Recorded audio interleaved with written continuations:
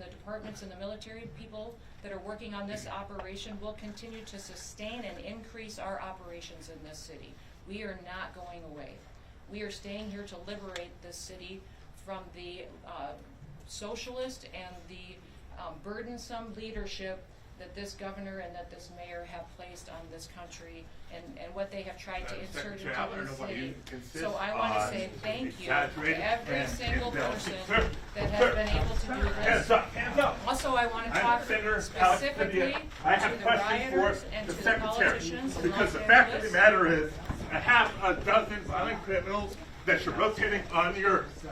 I also want to talk about specifically how we are assessing this weekend's threat levels, not just here, but in cities across the country, and pre-deploying assets. So we're using every tool that we have in our toolbox and pre-staging people, task forces, special swift response teams, people with specific gifts and talents that they can contribute to areas that we think they may be needed this weekend, so that we can prevent any kind of violence from being perpetuated. But it's on the table.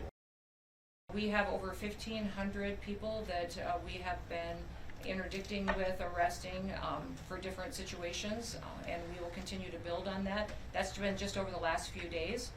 Know that we have more assets now today than we did yesterday. We had more yesterday than we did the day before, so we are only building momentum.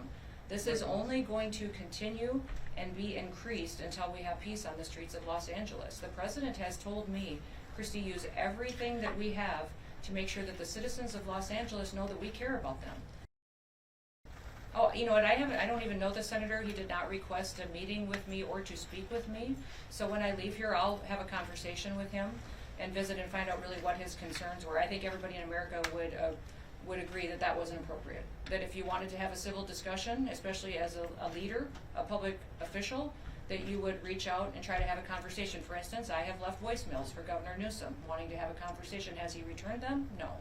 He hasn't. I know that the White House has reached out and had conversations with Mayor Bass as well. And so that's what you do to try to start these conversations and ask for partnerships. Unfortunately, we haven't met that in this area. I'll visit with the senator and find out really what his concerns are.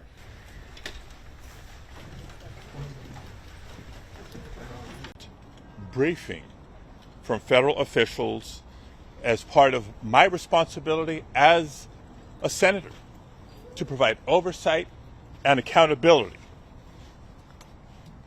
While I was waiting for the briefing with General Guillot, I learned that Secretary Noem was having a press conference a couple of doors down the hall. Since the beginning of the year, but especially over the course of recent weeks, several of my colleagues have been asking the Department of Homeland Security for more information and more answers on their increasingly extreme immigration enforcement actions. And we've gotten little to no information in response to our inquiries. And so I came to the press conference to hear what she had to say, to see if I could learn any new additional information. And at one point, I had a question. And let me emphasize, just as we've emphasized the right for people to peacefully protest and to stand up for their First Amendment rights, for our fundamental rights. I was there peacefully. At one point, I had a question. And so I began to ask a question. I was almost immediately forcibly removed from the room. I was forced to the ground. And I was handcuffed. I was not arrested. I was not detained. I will say this. If this is how this administration responds to a senator with a question, if this is how the Department of Homeland Security responds to a senator with a question, you can only imagine what they're doing to farm workers, to cooks, to day laborers out in the Los Angeles community and throughout California and throughout the country. We will hold this administration accountable. I encourage everybody to please peacefully protest, just like I was calmly and peacefully listening in that press conference and attempting to ask a question. No violence, no vandalism.